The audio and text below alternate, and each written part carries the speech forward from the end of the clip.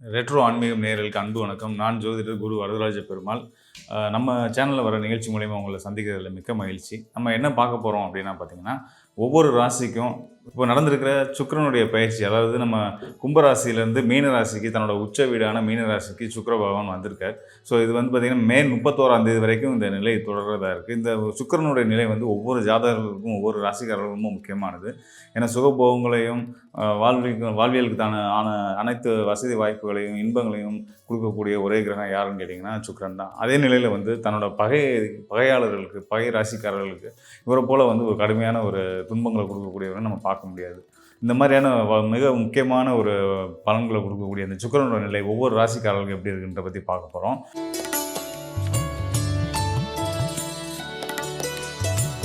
இந்த மாதம் வந்து ஜனவரி 28ஆம் தேதி சுக்கிரன் பயிற்சியாகி ராசிக்கு 6ஆம் இடத்துக்கும் அதிபதியான சுக்கிரன் பயிற்சியாகி ராசிக்கு 11ஆம் இடமான லாபஸ்தானத்துக்கு வந்திருக்காரு, மீன ராசிக்கு வந்திருக்காரு.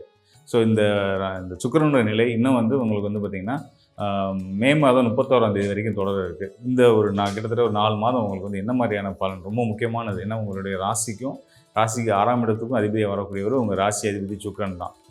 சுக்கிரனோட நிலை ரொம்ப எல்லா ராசிக்காரர்களுக்கும் ரொம்ப முக்கியம். எதனாலனா அவர் தான் வந்து சுகபோகங்களை கொடுக்கக்கூடியவர், வாழ்க்கைக்கு தேவையான அனைத்து இன்பங்களையும் கொடுக்கக்கூடியவர் அவர் தான். அதே நேரத்தில் திருமணம், இந்த மாதிரி கலத்திர காரகம்னு நம்ம அவரை சொல்லுவோம். ஸோ திருமணம், இந்த மாதிரி சுப நிகழ்ச்சிகளை இல்லத்தில் ஏற்படுத்துறதுக்கும் காரணமாக இருக்கக்கூடியது அவரோட அனுகிரகம் இல்லாமல் நடக்காது. ஸோ அவ்வளோ சிறப்பு வாய்ந்த இந்த சுக்கிரனுடைய இந்த உச்சம் பெற்ற நிலை, ராசிக்கு அதிபதியாகவும் அவரே வந்து அவர் உச்சம் பெறும்போது இந்த காலகட்டம் வந்து உங்களுடைய ரிஷப ராசிக்காரர்களுக்கு எப்படி இருக்க போகுது அப்படின்னு பார்க்க போகிறோம். பொதுவாக வந்து நம்ம ரிஷபராசின்னு எடுத்துக்கிட்டாலே வந்து கடின உழைப்புக்கு பெயர் போனவங்க, ஆதாயம் இருக்கோ இல்லையோ நமக்கு ஒரு ஒரு ஒரு பொறுப்பை ஒப்படைச்சிட்டாங்க அப்படின்னா வந்து அதை வந்து அவங்க எதிர்பார்த்ததோடு ரொம்ப சிறப்பாகவும் செய்யணும். அதே நேரத்தில் அது எவ்வளோ பெரிய வேலையாக இருந்தாலும், மலையை தூக்கி இன்னொரு இடத்துல நகர்த்தி வைக்கிற வேலையாக இருந்தாலும் சரி, சந்தோஷமாக எந்த ஒரு மறுப்பும் இல்லாமல் கொடுங்க செய்கிறேன் அப்படின்னு கேட்டு செய்யக்கூடிய நபர்களாக இருக்கக்கூடியவங்க வந்து ரிஷபராசிக்காரர்கள்.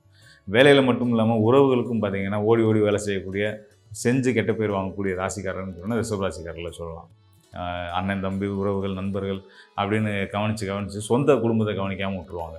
ஸோ இதுதான் வந்து ரிஷபராசிக்காரர்கள்ட்ட இருக்கக்கூடிய ஒரு வந்து அடிப்படை இயல்பாக இருந்துகிட்டு இருக்குது. அதனால் என்னோட நண்பர்கள் வட்டாரத்திலையும் நான் இருக்கக்கூடிய ரிஷபராசிக்காரர்களுக்கு சொல்கிற விஷயம் என்னென்னா, உங்களோட குடும்பத்துக்கு கொஞ்சம் முக்கியத்துவம் கொடுங்க, குடும்ப உறுப்பினர்கள் நல்லபடியாக பார்த்துங்க. குடும்பம் நான் சொல்கிறது வந்து தாய், தந்தை, மனைவி, மக்கள், உங்களுக்கு தான். இவங்க வந்து என்ன பண்ணுவாங்க அப்படின்னு கேட்டிங்கன்னா, இவங்களை தாண்டி நண்பர்களுக்காக நேரம் ஒதுக்குவாங்க, உறவுகளுக்காக நேரம் ஒதுக்குவாங்க. இப்படிலாம் போகும்போது வந்து குடும்ப உறவினராக இருக்கக்கூடியவங்களுக்கு வந்து சங்கடங்கள் இந்த ஒரு காரியத்தினாலே இருந்துக்கிட்டு இருக்கும். ஸோ அதனால் வந்து இந்த ரிஷபராசிக்காரர்கள் இந்த விஷயங்களில் கொஞ்சம் கவனம் செலுத்தணும் அப்படின்னு நான் எப்போயுமே சொல்கிறது தான். இது உங்களுக்கு நான் தெரிவிச்சுக்கிறேன். அது போக இப்போ நம்ம விஷயத்துக்கு வந்தோம்னா, இப்போ சுக்கிரன் வந்து லாபஸ்தானத்துக்கு வர்றாரு. இப்போ 10ஆம் இடத்துலேருந்து 11ஆம் இடமான லாபஸ்தானத்துக்கு வந்து கிட்டத்தட்ட ஒரு 4 மாதத்துக்கு இருக்க போகிறாரு. ஸோ இந்த சுக்கிரன் வந்து பார்த்திங்கன்னா உச்சம் பெற்ற சுக்கிரன், ராசி அதிபதி உச்சம் பெற்ற ஒரு எப்பயுமே வந்து பார்த்திங்கன்னா ராசி அதிபதியும் ஒரு லக்ன அதிபதியும் நிலையை ரொம்ப முக்கியம். ஒரு ஜாதகத்தை எடுத்துக்கிட்டோன்னா, ஒருத்தருடைய சுயஜாதகம் எடுத்துக்கிட்டோம் அப்படின்னா வந்து சுக்கிரன், வியாழன், அப்புறம் லக்ன அதிபதி, இந்த 3 பேரோட நிலை ரொம்ப முக்கியமாக பார்ப்போம். ஸோ அந்த அடிப்படையில் சுபகிரகங்களான 2 பேருமே வந்து இப்போ உங்களுக்கு நல்ல பலனை கொடுக்க ஆரம்பிச்சிட்டாங்க. சுக்கிரன் வந்து லாபஸ்தானத்துக்கு வந்துட்டார், ராசி அதிபதியாக வரே வர்றாரு. ராசிக்கு 6ஆம் இடமான ருணரோக சத்ருஸ்தானம், நோய் எதிரி கடன்களை சொல்லக்கூடிய அந்த ஸ்தானத்துக்கும், உங்களுடைய சர்வீஸை பற்றி சொல்லக்கூடிய அந்த ஸ்தானத்துக்கும் அதிபதியான சுக்கிரன் வந்து ராசிக்கு 11ஆம் இடத்துக்கு வந்திருக்காரு. இது உன்னதமான காலம்ன்றது எல்லளவும் சந்தேகம் வேண்டியதில்லை. அது போக வந்து ஏற்கனவே வந்து உங்களுக்கு வந்து மீன ராசியில் ராகுவோட இருப்பு இருந்துகிட்ருக்கு. ராசிக்கு 11ஆம் இடமான மீன ராசியில் ராகு இருக்கிறது ஒரு உன்னதமான பலன்களை செய்யும். ஏன்னு கேட்டிங்க அப்படின்னா வந்து 11ஆம் இடம் அப்படின்றது வந்து உபஜய ராசின்னு சொல்லுவோம். வெற்றிக்கு உதவக்கூடிய ஒரு ஸ்தானமாக நம்ம வந்து இந்த 11ஆம் இடத்தை பார்க்குறோம்.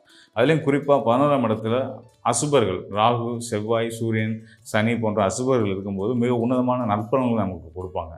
அந்த வகையில் இப்போ ராகு வந்து நல்ல பலனை தான் கொடுத்துட்ருக்கு. ஏப்ரல் 26ஆம் தேதி வரைக்கும் வாக்கிய கணிதப்படி அங்கே தான் அவர் தொடர போகிறாரு.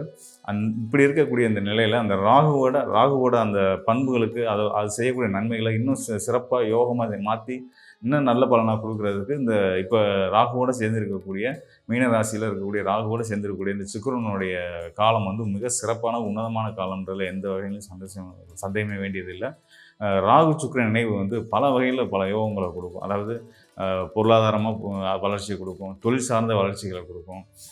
நம்ம ஆசைப்பட்ட விஷயங்கள், இதனால் வரைக்கும் நம்ம கைக்கு கூடாமல் இருந்த, நம்ம வாங்கணும்னு ஆசைப்பட்ட ஒரு விலை உயர்ந்த பொருட்களை வாங்குற வாங்குறதுக்குமான ஒரு காலகட்டமாக இதை எடுத்துக்கலாம். கடல் பயணங்கள், வெளிநாடு பயணங்கள் குறிப்பாக வந்து பார்த்திங்கன்னா, இந்த சுக்கிரன் ராகு இணைவு பெற்றிருக்கு அப்படின்னா வந்து இங்கேருந்து, அதாவது நம்ம இந்தியாவிலேருந்து, தமிழ்நாட்டிலேருந்து இந்த கல்ஃப் கண்ட்ரீஸ்க்கு போகிறதுக்காக முயற்சி எடுத்து அங்கே போய் நல்ல ஒரு தொழில் தொடங்குறதுக்கோ இல்லை ஒரு வேலையில் செய்கிறதுக்கோ முயற்சி எடுத்துகிட்டு இருந்தவங்களுக்கு ஒரு அற்புதமான காலமாகவும் இருந்துகிட்ருக்கு. குறிப்பாக வந்து ஐடி செக்டர், அந்த கம்ப்யூட்டர், இந்த கணினி சார்ந்த துறைகள், ஆட்டோமொபைல் இண்டஸ்ட்ரி, இதெல்லாம் நல்ல ஒரு வளர்ச்சி அடையக்கூடிய, இந்த துறையில் இருக்கவங்களுக்குலாம் வந்து நல்ல வளர்ச்சியையும் யோகத்தையும் கொடுக்கக்கூடிய ஒரு காலமாக வந்து இந்த ரிஷபராசிக்காரர்களுக்கு இந்த சுக்கிரனுடைய பயிற்சி காலம் இருக்க போகுது.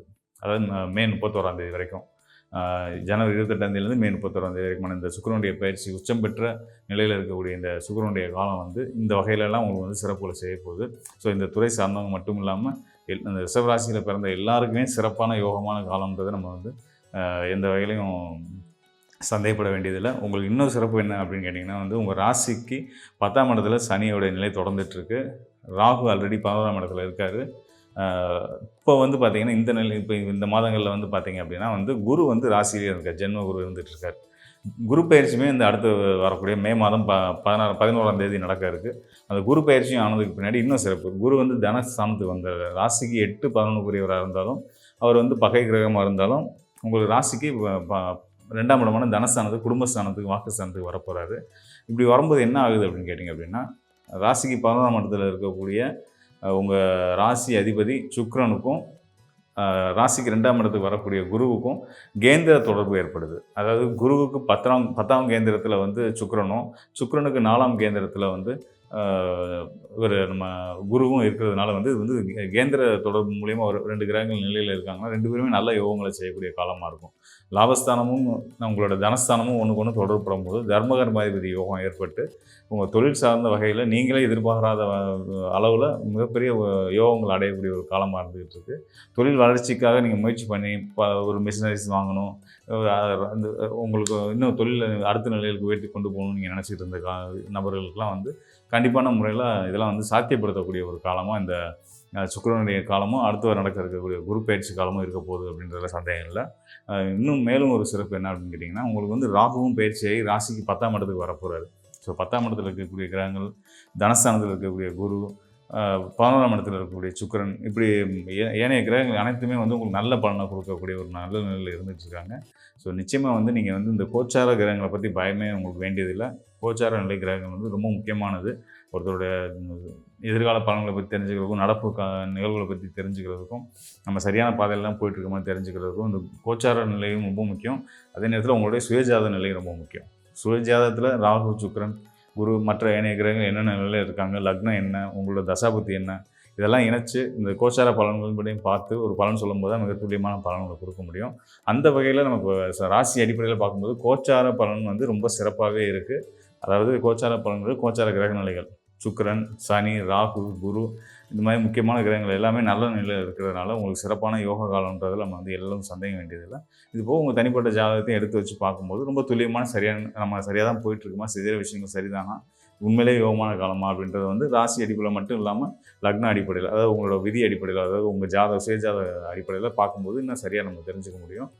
சொல்லணும்னா உள்ளபடி சொல்லணும்னா உங்களுடைய இந்த கோச்சார கிரக நிலைகள் வந்து உங்களுக்கு சிறப்பான யோகா பலனை கொடுக்க ஆரம்பிச்சிட்டாங்கன்றதுல எந்த விதமான ஒரு சந்தேகமும் உங்களுக்கு வேண்டியது இருக்காது.